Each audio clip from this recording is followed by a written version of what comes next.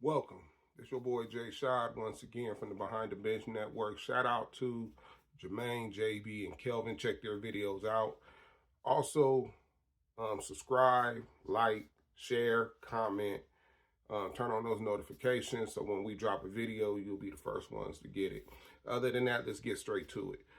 I wanted to talk about the Los Angeles Clippers because today is the era of James Harden playing with the Clippers. And a lot of people, some people like to trade, some people did not like to trade.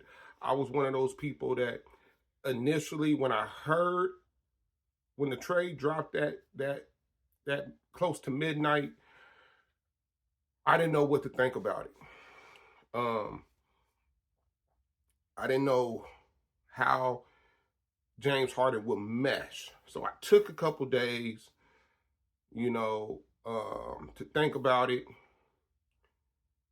And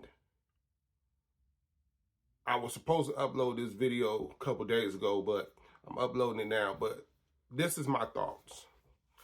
Before the season started, I felt the key to the Clippers advancing to the finals was Zubac. He's very efficient.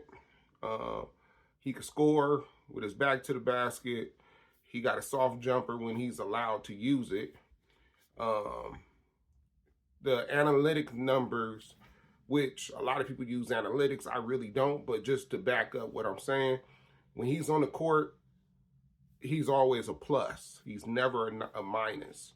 He's a good rebounder, a good shot blocker, and I felt the key to the Clippers this season was allowing Zubac to get about 10 to 12 touches a game, shot attempts, which will help the team.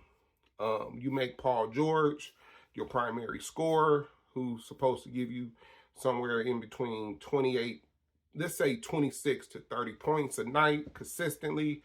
You let Kawhi Leonard get you 24, 25 points a night. Let him focus on playing defense. Use him in the fourth quarter when the game is on the line. But you let Zubac get you 20 to 22 points, which he's capable. Honestly, anywhere between 18 to 22 points, which he's capable of doing when he's given the opportunity. The reason why you give Zubac those many touches is because he will make the game easier for Paul George and Kawhi. It won't be so much stress for them to try to pick up the scoring load. Also, Zubac is going to get the other team's best players in foul trouble, which, when you get team's players into foul trouble and you're able to shoot those free throws, this is what takes place. The other team gets weakened by having to play someone off their bench that they're not comfortable with defensively and also offensively. Then it also gives those little free throws, it gives the players a breather. When you're not going to the free throw line, it don't give your team a breather. That your starters are able to play more minutes, okay, than less minutes. I let Zubac, hit. I use Zubac to get a couple body blows, and then you let Kawhi or Paul George go off in the second and third, and then you let Kawhi go off in the third and fourth. So you kind of uses Zubac to get the pace of the game, get him going. Because if you're a big man, when you're able to get points, you're more invested in the game. You're looking to run up and down the court and set those screens. So from what I was told, Tyronn Lue said that they wanted to use Zubac more this year. And I was like, okay, cool. In the games that they was playing, they did get Zubac involved. There was only one game where I felt like they didn't get Zubac involved, and I think they lost. I think Zubac had about 6 shot attempts or something. Westbrook had 24 points, but a Zubac 24-point game is more impactful than a Westbrook 24-point game. And, I love Westbrook. I love what he brings. But Westbrook needs to be somewhere around 16 points, 12 assists, and then use his athleticness to help disrupt on defense. If it's help side, if it's on ball, that's what he can bring to the team. Now, this is where it gets a little tricky. You bring in James Harden, former MVP, top 75, but I believe he ain't the same player that he used to be. And a lot of people will agree. You don't put Westbrook on the bench. You don't disrespect Westbrook. He's a former MVP too, top 75 player. James Harden wanted to come to the Clippers. So if you want to come to the Clippers, then you're not a vital point of this team's offense in the starting five. You know, I hear Kevin Garnett, you play Zubac, you put Paul George, Kawhi Leonard, Westbrook, and Harden, and you go play. This ain't street ball. Street ball don't work. You can't give me a street ball team that won a championship. This is still the NBA. And a lot of people want to talk about this positionless basketball. It don't work, people. You got to have a big. You see what Denver's doing. They play with a center, power forward, a small forward, a shooting guard, and a point guard. They run, even though sometimes, Jokic will run the offense from the top of the key. He still gets his points inside the key. So with that said, if I was the Clippers, you start Zubac. You keep your same lineup. James Harden comes off the bench. If you want to, I don't even use James Harden as the sixth man. You tell James Harden when Kawhi and Paul George go have a seat, you and Westbrook would, Terrence Mann,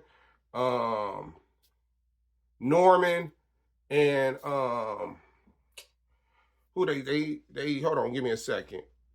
PJ Tucker, y'all run that second unit, right? And whatever big they have. Out of those players, they're going to run the second unit, right? So you let Westbrook continue to be the point. Now we're going to ask you, James Harden, to be the scorer, right? We need you to score. We need you not more like the sixth man, because I'll leave that to Terrence Mann or Norman.